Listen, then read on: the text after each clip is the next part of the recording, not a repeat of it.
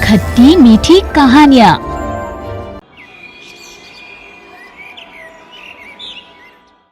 माँ जी, अगर आपने खाना बना लिया है तो ले आइए, मुझे थोड़ा मार्केट जाना है। सबकी बहू सास को खाना खिलाती है और एक मैं जो खाना बनाकर और परोसकर टेबल पर बहू को पहुंचाती हूँ। अगर इससे गेम सीखने का शौक नहीं होता तो महारानी को बता देती। माँ जी, क्या खाना मिलेगा या फिर मैं मार्केट निकल जाऊं? अरे रे रे रे रे, बस आ गई बेटा, ये लो तुम्हारा खाना फटाफट रेडी है। वो मार्केट से आकर थोड़ा सास बहू फाइट वाला गेम सिखा देना मुझे। मैं हर बार गेम में बहू से हार जाती हूँ। हाँ हाँ ठीक है। वैसे आप खाना बहुत ही टेस्टी बनाती हैं माँ। क्या कहते हैं वो, थैंक यू।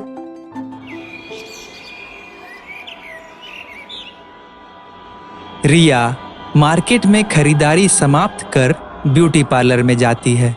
देखिए, मेरे बाल थोड़े छोटे करने हैं और इसे स्ट्रेट कर दीजिए। जी मैडम, मैं अभी कर देती हूँ। प्लीज सीट पर बैठ जाइए। पार्लर वाली को ध्यान नहीं रहता और बाल ज्यादा छोटे हो जाते हैं। अरे ये क्या किया? मेरे बाल तो एकदम छोटे कट कर दिए हैं तुमने। अब क्या होगा? वो मैडम, थोड़ी गलती हो गई, कोई बात नहीं।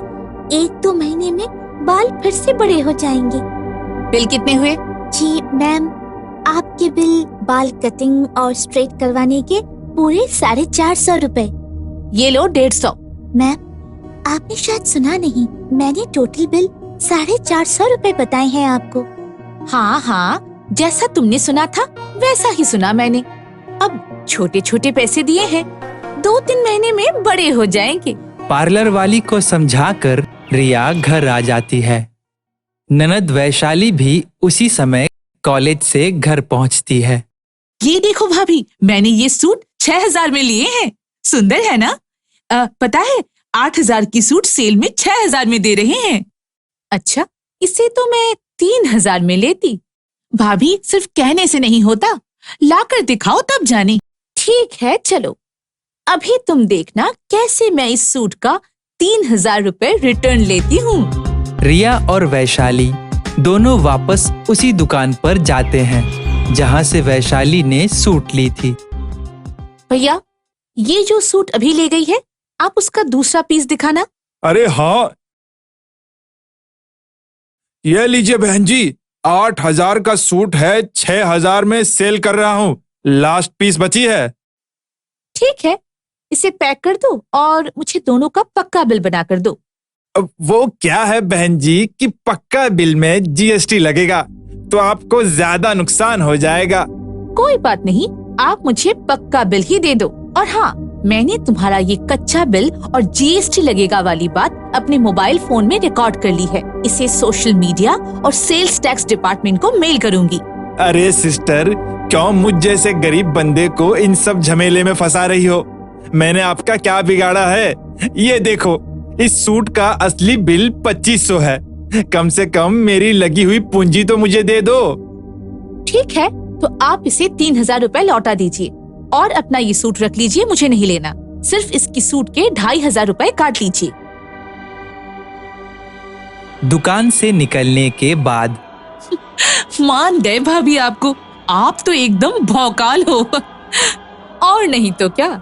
दोनों ननद भाभी बात करते करते वापस आ रही थी। तभी एक कार का एक्सीडेंट हो गया।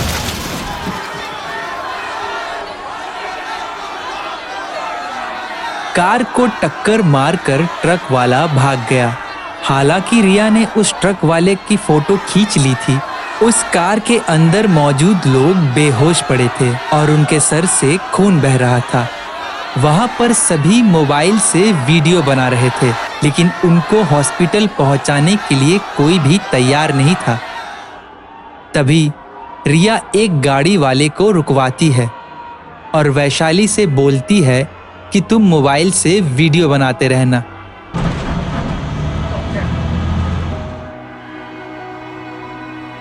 भैया, इनका एक्सीडेंट हो गया है, प्लीज इन्हें हॉस्पिटल पहुंचा दीजिए।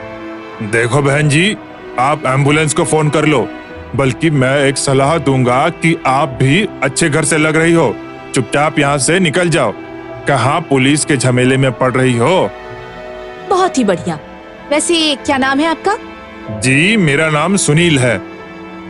हाँ, तो आप देख सकते हैं कि ऐसे ही लोग किसी के मौत के जिम्मेदार होते हैं। ये जनाब खुद तो हेल्प करते नहीं और दूसरों को भी हेल्प नहीं करने की सलाह देते हैं।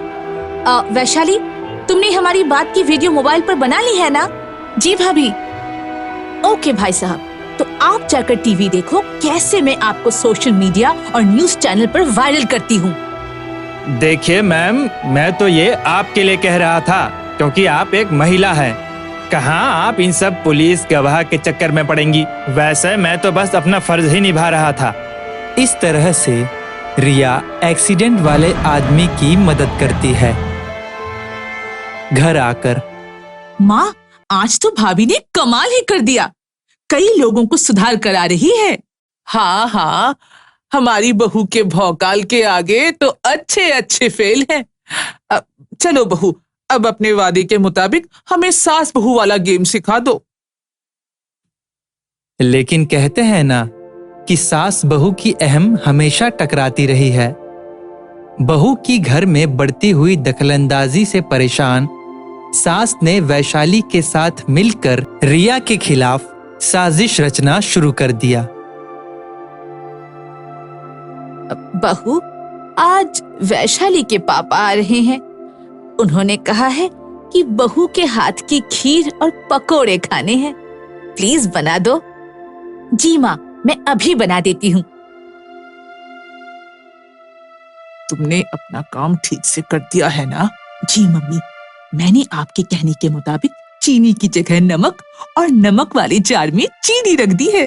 गुड, अब देखते हैं पापा की दुलारी बहू कैसे अपना भौकाल दिखाती है।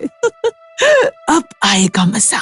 रिया किचन में पहुंचती है तो चीनी का जार का ढक्कन खुला हुआ देखती है। वह तुरंत समझ जाती है कि जरूर कुछ दाल में काला है।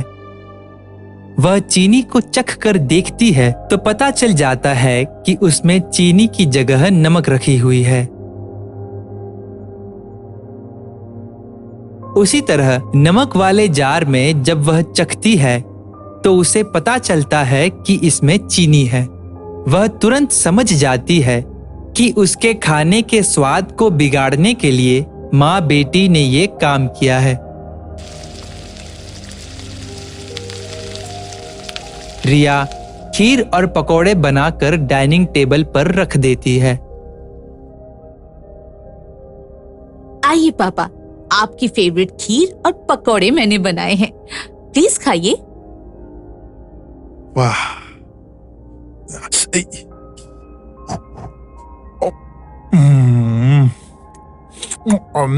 अरे वाह वाह, अरे बहू के हाथों के खीर और पकोड़े का तो जवाब ही नहीं। बेटी वैशाली, तुम भी खाओ, इतनी लजीज पकोड़े बहुत दिन बाद खाने को मिले हैं। वैशाली जैसे ही पकोड़े उठाकर खाती है तो थू थू करते बेसिन की ओर भागती है। अरे बेटी, क्या हुआ? इतनी लजीज पकोड़े तुमने एक बाइट भी नहीं खाया? तबीयत तो ठीक है ना? लो जी, खीर तो तुम्हारा भी फेवरेट है, खाओ खाओ, मजेदार बना है बहुत। मंदिरा जैसे ही एक चम्मच खीर मुंह में डालती है वो तुरंत उसे उगल देती है और वो भी बेसिन की तरफ भागती है।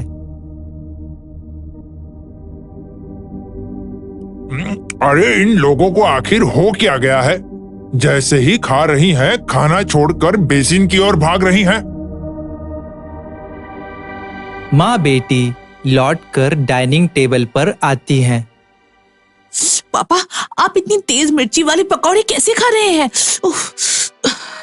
हाँ जी, और तुम ये एक मुट्ठी नमक वाली खीर कैसे निगल रहे हो? अरे क्या बक रही हो? इतनी अच्छी खीर और पकोड़े बहू ने बनाई हैं और तुम दोनों को मिर्ची और नमक का स्वाद आ रहा है। ये हो क्या रहा है भला? मैं बताती हूँ पापा। दरअसल किचन में चीनी की जगह नमक और नमक की जगह चीनी इन लोगों ने ही रखा था। मैंने सोचा कि सासू माँ को शायद नमकीन खीर पसंद है, वैसे ही वैशाली को शायद तीखा खाना पसंद है, इसलिए उसके पकौड़े में मैंने खूब मिर्ची मिला दी थी। लेकिन मेरे खीर और पकोड़े तो ठीक हैं। हाँ बिल्कुल, क्योंकि आपको टेस्टी खाना ही पसंद है, इसलिए मैंने सबके टेस्ट के मुताबिक ही खाना बनाया है। क्यों माँ जी?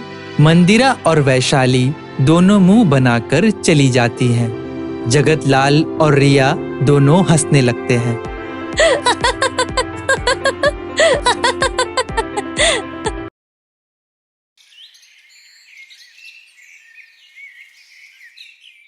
नहीं नहीं, मैं इस घर में अब अकेले नहीं रह सकती। उफ, अजीब मुसीबत है।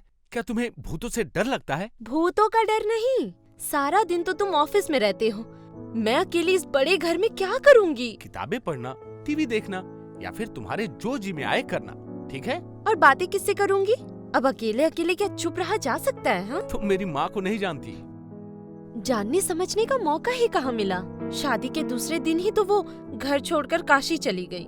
हाँ, एक तरह से अच्छा ही हुआ है। मेरी माँ बहुत गर्म दिमाग वाली औरत है, उनके साथ सामंजस्य बैठाना सबके बस की बात नहीं है। सब में और अपनी बहू में क्या फर्क नहीं होता? अरे भाई, तुम उन्हें नहीं संभाल पाओगी, ये समझकर ही वो पहले ही यहाँ से चली गई। अगर माँ नहीं मान सकती थी तो मैं उन्हें मना लेती ना। सुनो, इस परिवार में मुझे अशांति नहीं चाहिए। वो क्या समझती है मुझे नहीं पता, लेकिन मैं भी तो उन्हें समझना चाहती हूँ। मैं तुमसे वादा करती हूँ, इस घर में कोई भी अशांति नहीं होगी। तुम जाकर माँ को वापस ले आओ। जो तुम्हें ठीक लगे। रतन की शादी के दूसरे दिन ही उसकी माँ काशी के लिए निकल गई, क्योंकि उन्हें पता था कि उनकी बहू उन्हें नहीं संभाल पाएगी। दूसरी तरफ संयुक्त परिवार से आई लड़की को अकेले रहने में तकलीफ हो रही है, इसलिए वो चाहती है कि उसकी सास वापस आ जाए ताकि वे दोनों मिलजुल कर एक साथ रहें।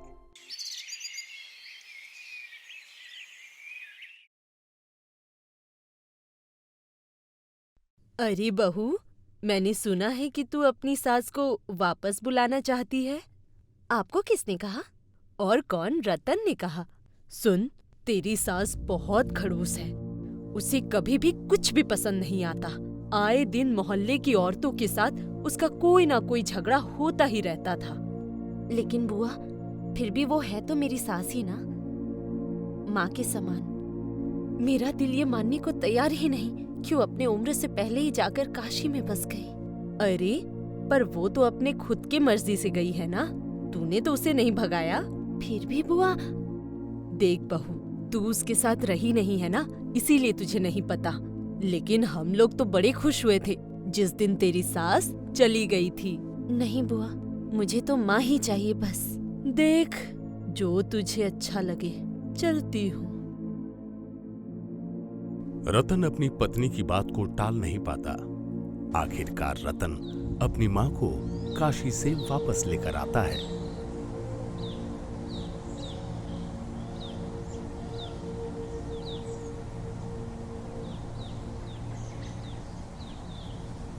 अरे बहू, तू मुझे मत छू, मैं अभी बाहर से आ रही हूँ, पहले मुझे नहा लेने दे। माँ, आप आ गई, मेरे लिए तो यही बहुत है। अरे रतन, उसे 10 रुपए से ज्यादा मत देना, स्टेशन से यहाँ तक का 10 रुपए ही किराया बनता है।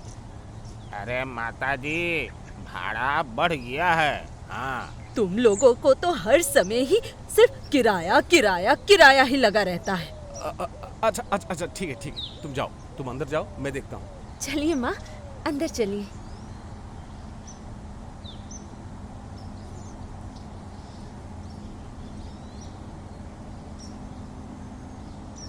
आते ही आते शुरू हो गई ये बेचारा रिक्शा वाला। अब तो ये हमारा भी सर खाया करेगी।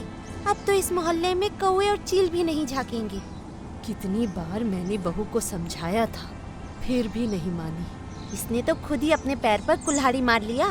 कितने शांति से थी, खुद ही इसने अशांति को निमंत्रण दे दिया। अब देखो क्या खेल देखने को मिलता है।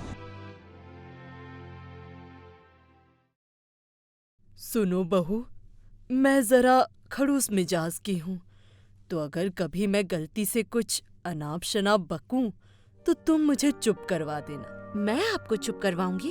आप ये क्या कह रही हैं माँ? अरे बाबा, तुम्हारे ससुर भी यही किया करते थे, लेकिन उनके स्वर्गवासी हो जाने के बाद उस तरह मुझे कोई समझ नहीं सका। वो क्या काट रही हो? ये आलू काट रही हूँ, मछली में डालकर बनाऊंगी। बहू, मछली के साथ बनाए जाने वाले आलू कोई इस तरह से काटता है क्या? लंबे लंबे काटो। ओह अच्छा, कल से ऐसा ही करूंगी। अरे वो क्या कर रही हो? अगर झींगे को इस तरह से काटकर अलग कर दोगी तो तुम बनाओगी क्या? देखो, इस तरह से काटते हैं।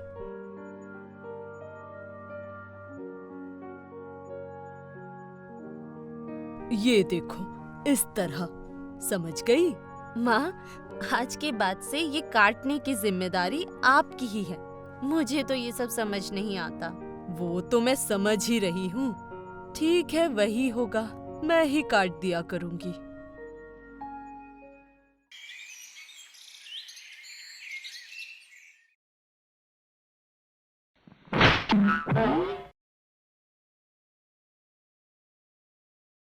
अरे भाभी जी, भैया घर पे है क्या? हाँ? अरे बाप रे, ये बुढ़िया तो वापस लौट आई। चल चल भाग जल्दी से, वरना ये दिमाग खा लेगी। भैया जब आएंगे तो उन्हीं से चंदा ले लेंगे। चल चल भाग। ए, भाग कहाँ रहे हो? रुको। किस बात का चंदा? अरे मौसी, वो होली आ रही है ना, उसी के लिए चंदा चाहिए। आहा, चंदा लेकर खुद ही नाच गाना करोगे और उसके लिए मैं चंदा दूं? अरे मौसी, बहुत बड़ा जलसा होने वाला है। बहुत सारे कलाकार आएंगे गाना गाने के लिए। हाँ, और उसके बाद खाना पीना मौज मस्ती। क्या वो सब जलसा वलसा करना है तो अपने पैसों से करो। मेरे बेटे का पैसा हराम का नहीं आता। अरे भैया ने बोला था कि मोटा चंदा देंगे। हाँ, अरे भाभी से खुद ही पूछ लीजिए। अरे ओ भाभी, क्यों भाभी, ठीक बोला ना? अब भाभी की गवाही मानूं? चंदा वंदा कुछ नहीं मिलेगा। अरे भाभी, आप ही कुछ बोलिए ना। नहीं भाई, मैं इसमें कुछ नहीं कह सकती। इस घर की मालकिन मेरी माँ है। माँ जो कहेंगी वही होगा। लो कर लो बात, फुल पलटी। चल चल भाई चल, यहाँ कुछ नहीं मिलने वाला। चल। शुक्र है कि आप थी माँ। आपसे इन सारे मुसीबतों से आप ही निपटिएगा। You are great.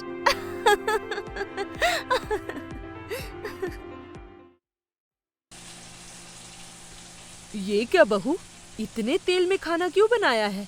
इससे तो अल्सर हो जाएगा। हाँ माँ, मैं कम तेल में खाना नहीं बना पाती। अरे ये क्या बात हुई?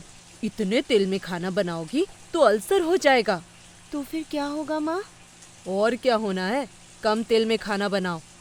लेकिन माँ, मैं तो बिना ज्यादा तेल के खाना बना ही नहीं पाती। तो फिर माँ, कल से खाना भी आप ही बनाइए। ये भी आप ही की जिम्मेदारी। ठीक है, ऐसा ही होगा जब तुम ऐसा चाहती हो।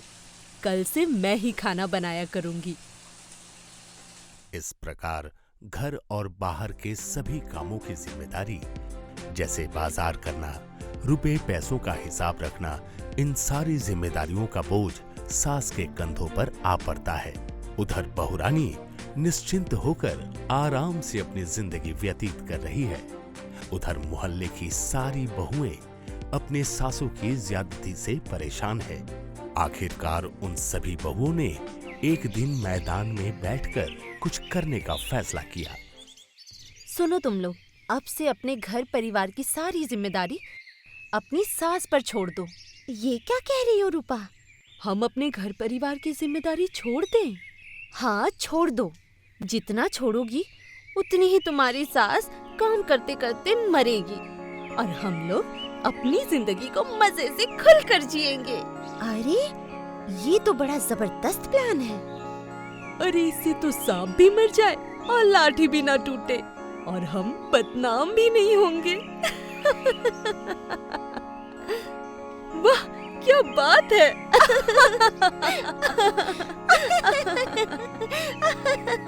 और इस प्रकार सभी बहुओं की आंखें खुल जाती हैं और इसके बाद देखो बहू, रूपा को देखो और सीखो उससे। किस तरह उसने अपनी सास पर घर की सारी जिम्मेदारियां दे दी है और तुम लोगों को लगता है कि ये घर संसार बस तुम लोगों का है और हमें वही सुनना होगा जो तुम चाहते हो। नहीं नहीं माँ, ऐसा मत कहिए। आप ही तो इस घर परिवार की मुखिया हैं। समझ गई तब तो। हाँ माँ, गलतियों से ही तो इंसान सीखता है। मैं तो आपसे छोटी हूँ, मुझे माफ कर दीजिए और इस संसार की भागदौड़ आप अपने कंधों पर ले लीजिए। मैं जाती हूँ, मेरे सीरियल का वक्त हो गया है। अब हर घर की सास काम करते करते परेशान है। उधर बहुएं मॉर्निंग वॉक करती हैं, शाम के समय ताश खेलती हैं, सीरियल और सिनेमा देखती हैं, पार्टी करती हैं और जिंदगी के लुत्फ उठाती हैं। उफ, कितनी गर्मी है, अब बर्दाश्त नहीं होता। मेरी तो मत ही मारी गई थी कि मैंने इस घर परिवार की जिम्मेदारी अपने कंधों पर ले ली। अब इस उम्र में जोड़ों के दर्द में क्या ये सब करना अच्छा लगता है? नहीं नहीं, मुझे अब इस घर परिवार की जिम्मेदारियों से मुक्ति चाहिए।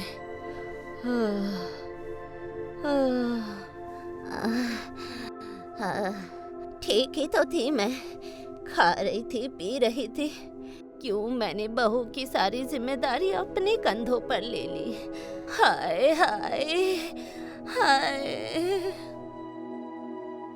नहीं नहीं, मैं भाग जाऊंगी। मैं फिर से काशी चली जाऊंगी। मैं भी बहू से कहकर अब काशी चली जाऊंगी। इस उम्र में अब इतनी जिम्मेदारियां नहीं उठा सकती। काशी ही चली जाऊंगी मैं भी। अंततः हर सास को जब यह बात समझ में आती है कि उन्होंने हर बात में टांग अड़ाकर कितनी बड़ी मुसीबत मोल ली है, तो वे अपनी बहुओं से जाकर कहती हैं, बहू, मैं काशी जा रही हूँ। बहू, मैं काशी जाऊंगी।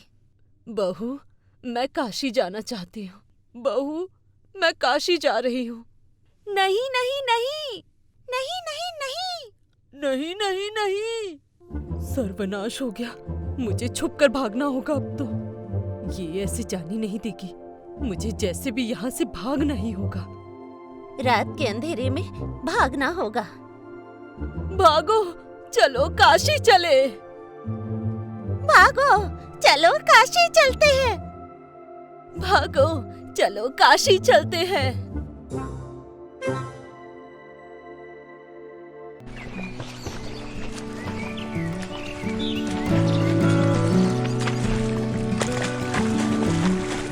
कुछ महीने बाद। आप बताइए नवीन की माँ, क्यों हम रात के पहले वहाँ से चले आए? वो तो हमारा भी ससुराल है ना? वो तो है, लेकिन आप तो काशी में ही रहेंगी, तभी तो हम चले आए हैं। हाँ, लेकिन क्यों? बहू के अत्याचार के कारण। ऐसा कहना तो सही नहीं होगा। बहू ने हम पर कोई जोर नहीं दिया है। वो तो हम ही हैं जो परिवार की सारी जिम्मेदारी उठा ली है। उन्होंने चालाकी से हमारे ऊपर संसार के कामों की जिम्मेदारी सौंप दी और खुद हिलते दुलते मजे करते गुलछर्रे उड़ाते फिर रहे हैं। सही कहा। और हमें ये लगता है कि बहुएं हमारी इज्जत कर रही हैं। उसी खुशी से हम भैंसों की तरह परिवार में काम करते ही जाते हैं। समझ गई, असल में ये उनकी चाल थी। अब हम अपनी चाल चलेंगे, हम लौट जाएंगे। लौट जाएंगे? ये क्या कह रही हैं आप? हाँ, पर सभी को हमारे प्लान के मुताबिक चलना पड़ेगा। लेकिन कैसे? तो सुनो।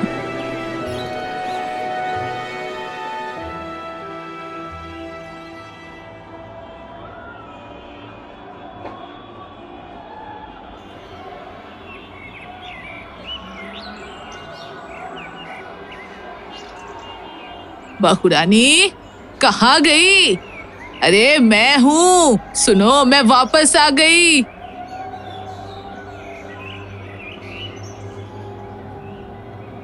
बहू, बाहर आओ, देखो मैं वापस आ गई।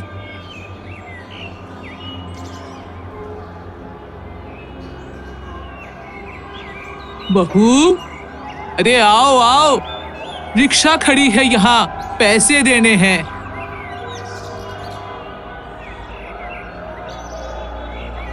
ये क्या माँ, अब वापस आ गई? हाँ बहू, तुम लोगों की बहुत याद आ रही थी। चलो तुम रिक्शा के पैसे दे दो, मैं अंदर जाती हूँ और नहा लेती हूँ। अरे आप फिर से? लेकिन मैंने तो आपको बुलाने के लिए किसी को नहीं भेजा था।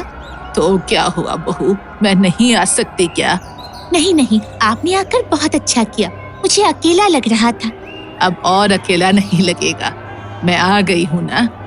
ठीक है बेटी, रिक्शा के पैसे दे दो, मैं अंदर जाती हूँ। माँ जी आप? हाँ बेटी, तुम लोगों को देखने का बहुत मन कर रहा था, इसलिए मैं आ गई। चलो तुम रिक्शा के पैसे दे दो। अगले दिन काम तो गया, छूट गया। मेरा भी। उन्होंने कहा सासू माँ आ गई है, अब काम वाले की कोई जरूरत नहीं है। मुझसे भी यही कहा। उन्होंने कहा कि सासू माँ बाजार वगैरह, खाना पकाना, घर की साफ सफाई सब संभाल लेंगी।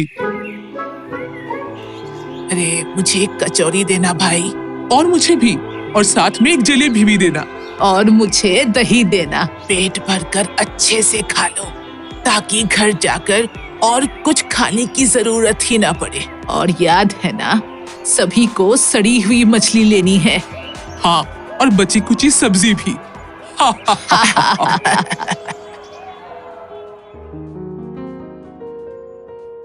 माँ, माँ ये क्या, आप मछली लेकर आई हैं? ये तो सड़ी हुई मछली है, कितनी बदबू आ रही है इसमें से। अरे ये क्या, शायद बूढ़ी औरत पाकर उसने मुझे ठग लिया है। नहीं बेटी, आज से तुम ही बाजार जाना। ज्यादा पैसे लेकर उसने मुझे बेवकूफ बना दिया। ठीक है माँ जी।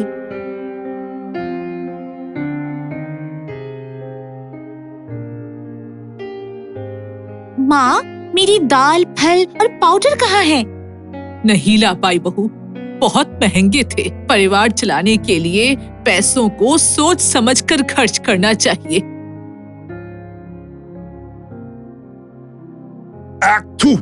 थू, ये क्या बनाया है तुमने? मैंने नहीं बनाया, माँ जी ने बनाया है। इसमें नमक बहुत ज्यादा है। बेटा, इतनी उम्र होने के कारण अब आंखों से ठीक से देख नहीं पाती हूँ।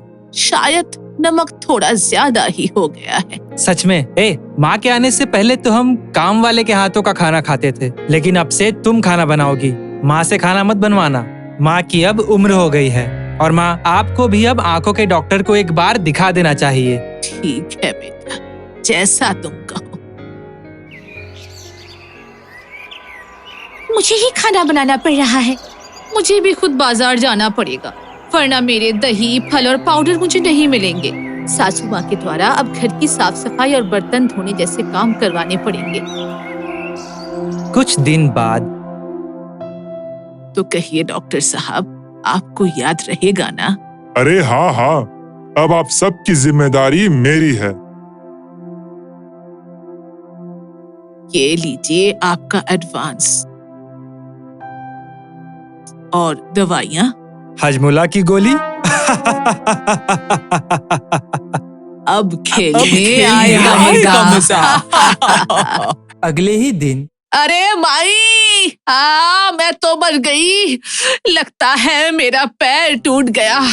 अरे मोरी मैया, अरे बहू, अरे ओ बहू। क्या हुआ माँ जी, क्या हुआ? अरे गिर गई, पानी में पैर फिसल गया था। मुझे जरा उठाओ बेटा। हाँ हाँ हाँ, उठने की कोशिश कीजिए, हाथ पकड़िए मेरा।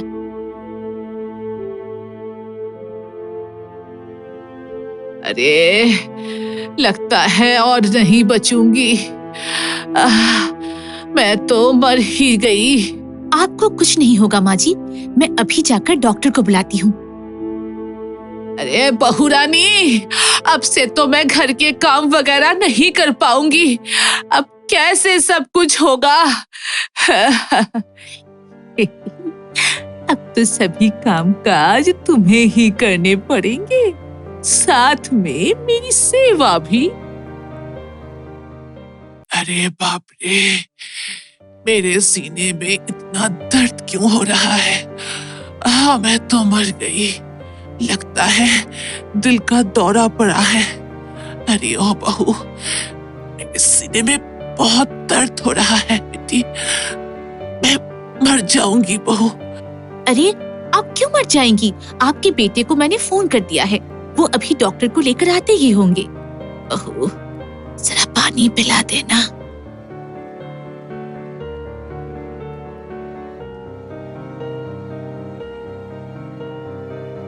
ये लीजिए माँ जी, पानी पीजिए। मैं उठ नहीं सकती, मुझे पानी पिला दो।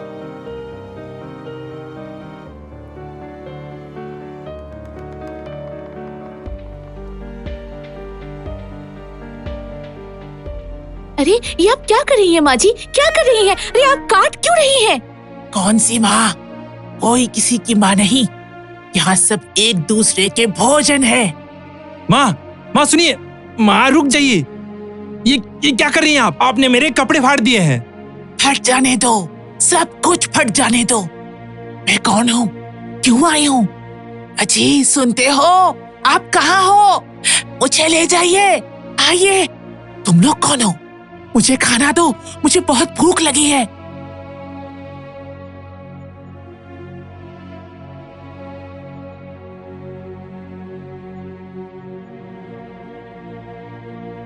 अरे मिठाई नहीं, मुझे मांस खाना है। जाकर मेरे लिए मांस बना। सुनिए जी,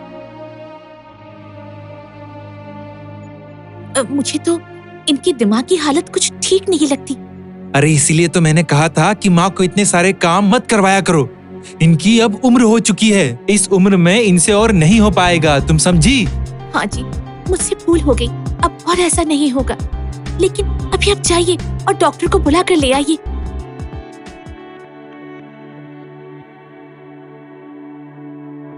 डॉक्टर साहब। चिंता की बात नहीं है, मैंने दवाई दे दी है। अच्छे से खाना खाना है और मजे से रहना है। और हाँ, कंप्लीट रेस्ट। माँ जी, बिल्कुल मजे से रहना। बेटा और बहू आपकी पूरी सेवा करेंगे और आपको सुस्त करके ही छोड़ेंगे। क्यों, सही कहा ना मैंने? हाँ, बिल्कुल। इन्हें संभाल के रखिएगा, वरना कानून से तो आप बच नहीं पाएंगी। कानून मतलब हथकड़ी? नहीं, आप बिल्कुल चिंता मत कीजिए। सुनिए, ये एक मानसिक रोग है। इन्हें रोज पार्क में घुमाने ले जाइएगा। इनके पुराने दोस्तों के साथ इन्हें मिलवाइएगा और दिल खोल कर बात करने से, दिल हल्का होने से सब ठीक हो जाएगा। घुमाने ले जाना पड़ेगा? हाँ, नहीं तो पुलिस आपको नहीं छोड़ेगी। वो कहेंगे कि आपने संपत्ति के लालच में माँ को पागल बना दिया है। सत्यानाश! नहीं, हम करेंगे, घुमाएंगे, खिलाएंगे, पिलाएंगे, नचाएंगे, सब करेंगे हम। बहू रानी, पैर के दर्द के कारण अब मेरे सर में भी दर्द होना शुरू हो गया है। जरा मेरा सर दबा देना बेटी।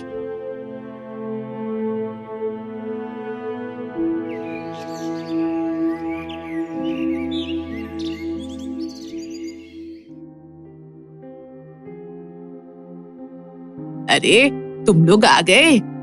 आओ, तुम लोगों ने अच्छा ही किया। तुम लोगों के साथ बातचीत करने से मेरा सर दर्द ठीक हो जाएगा। जाओ बहू रानियों, तुम सब रसोई घर में जाओ और हमारे लिए थोड़ी सी चाय बना दो। बोलो, तुम लोग चाय पियोगी ना? हाँ, जरूर पियेंगे। हाँ, जरूर पियेंगे। और साथ में अंडा फ्राई भी। हाँ माँ जी, जरूर। चलिए आओ।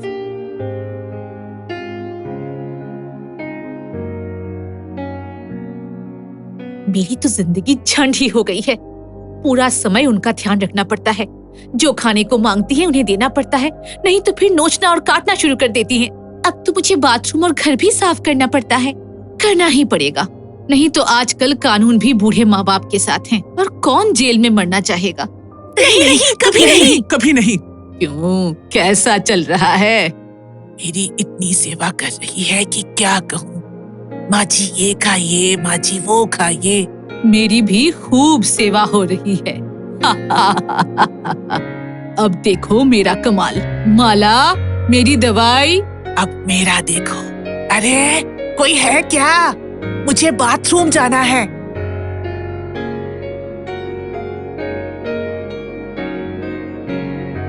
आइए माँ, आइए, मैं आपको बाथरूम ले चलती हूँ। आइए।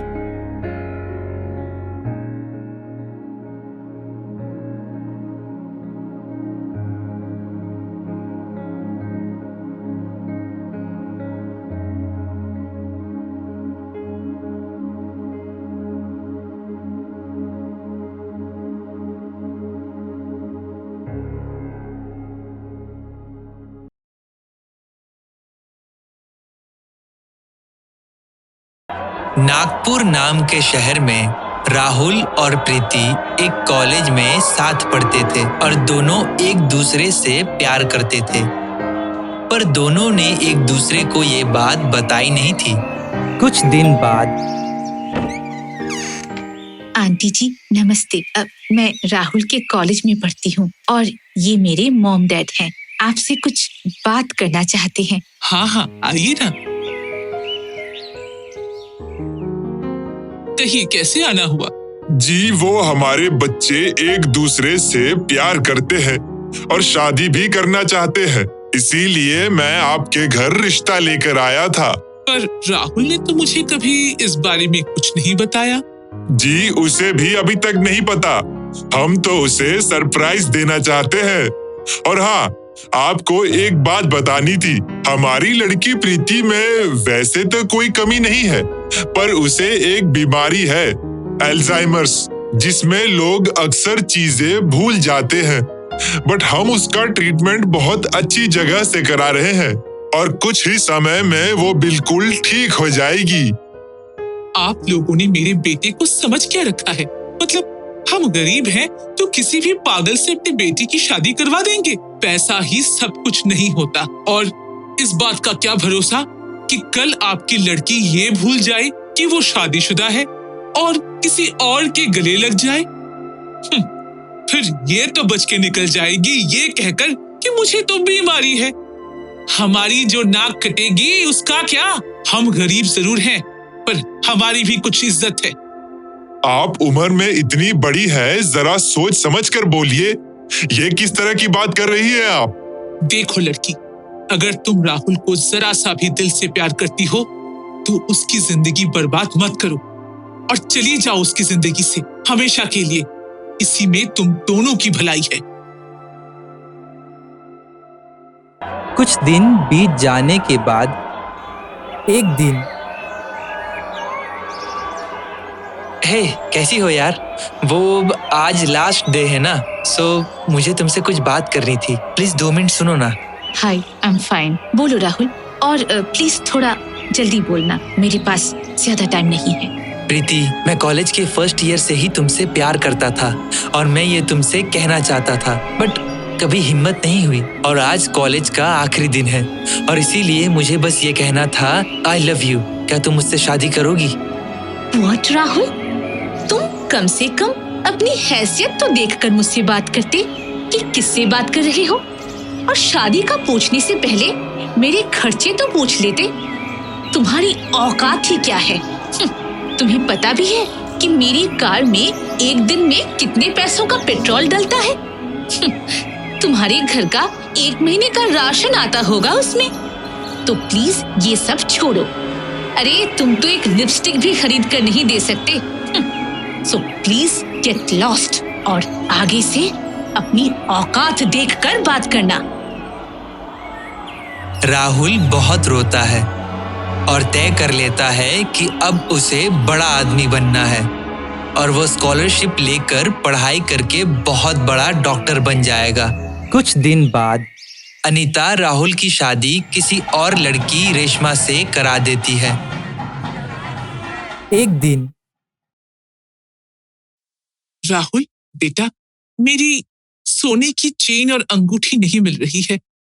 ढूंढ ढूंढ कर परेशान हो गई मैं। अरे यहीं कहीं होगी, मिल जाएगी माँ। चलो मुझे हॉस्पिटल जाना है। माँ जी, मुझे तो लगता है कि काम वाले काका ने चोरी की होगी। इन नौकरों का क्या भरोसा। शाम को राहुल को आने दो, उसे कहकर इस नौकर को यहाँ से निकलवा दूंगी। अनीता राहुल से कहती है और वो काका को निकाल देता है।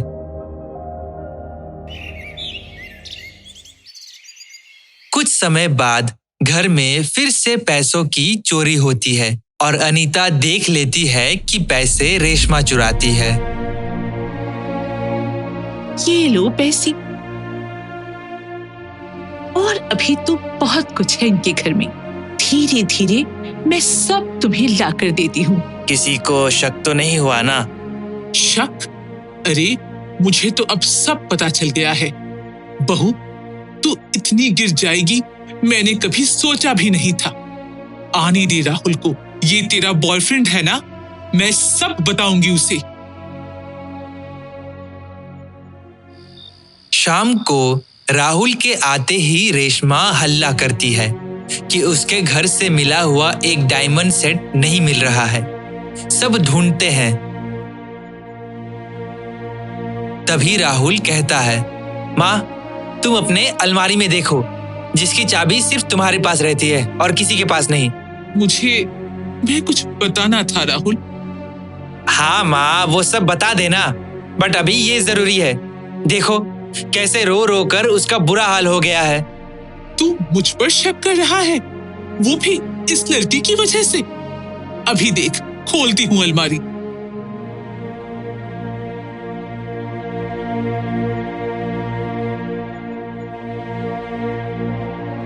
माँ तुम्हें शर्म नहीं आई अपनी बहू का गहना चोरी करते हुए? चोरी मैं नहीं, तेरी बीवी करती है, और उसने काका को भी फंसाया है और अब मुझे भी। माँ तुम होश में तो हो? काका को तुमने निकलवाया था, उसने नहीं। मैं अब और कुछ सुनना नहीं चाहता, निकल जाओ मेरे घर से। अनीता मंदिर में रो रही होती है। तभी उसे प्रीति वहां दिख जाती है। अनीता प्रीति को सारी बातें बताती है। प्रीति को कुछ याद नहीं आता है। फिर अनीता राहुल के बारे में बताती है तो उसे याद आ जाता है और फिर प्रीति कहती है, आंटी जी आप फिक्र मत कीजिए, मैं रेशमा और उसके बॉयफ्रेंड राजीव को पकड़वाने में आपकी जरूर मदद करूंगी। कुछ दिन बाद। हेलो, कोई है घर पे? रेशमा देखना तो कौन है दरवाजे पर। हाँ देखती हूँ।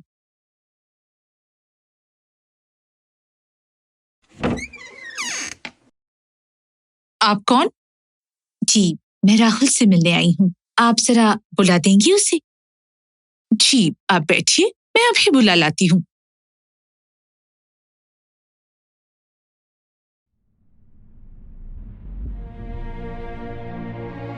प्रीति तुम यहाँ क्या कर रही हो? क्या तुम देखने आई हो कि मेरी औकात कितनी है, या हम गरीब जिंदा भी है या मर गए? तो देखो मैं कितना बड़ा डॉक्टर बन गया हूँ और तुम वहीं पर हो, कुछ भी नहीं। राहुल तुम गलत समझ रहे हो, मैं तो तुम्हें एक वीडियो दिखाने आई हूँ और माँ को भी साथ लाई हूँ। लो पहले तुम ये वीडियो देखो।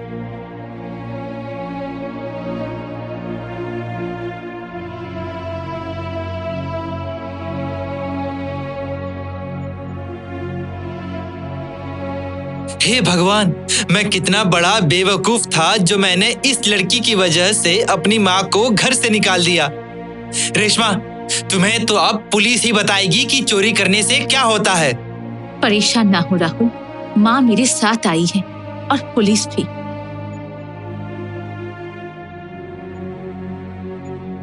सर ले जाइए इस लड़की को। थैंक यू प्रीति, पर ये ना समझना कि इसके बाद मैं तुम्हें माफ कर दूंगा। जैसी तुम हो मैं अच्छी तरह से जानता हूँ तुम्हें। राहुल ऐसे मत बोल बेटा, आज मुझे सारी सजा मिल ही गई। प्रीति, मुझे माफ कर देना बेटी।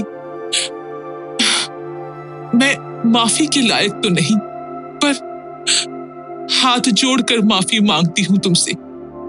माँ, आप इससे माफी क्यों मांग रही हैं? आपने जो भी किया बिल्कुल सही किया इसके साथ। नहीं बेटा, गलती मेरी थी। ये तो तुमसे बहुत प्यार करती थी, पर मैंने ही इसे तुम्हारी कसम देकर तुम्हें छोड़ने को कहा था, क्योंकि इसे भूलने की बीमारी थी। सॉरी प्रीति, मुझे ये सब नहीं पता था, पर हो सके तो मुझे भी माफ कर देना। इसमें किसी की भी गलती नहीं है। मैं राहुल से सच्चे दिल से प्यार करती हूँ और मैं उसके लिए कुछ भी कर सकती हूँ, तभी तो मैंने ये किया। अनीता प्रीति और राहुल से पूछकर उन दोनों की फिर से शादी करा देती है और फिर सारा परिवार खुशी खुशी रहता है।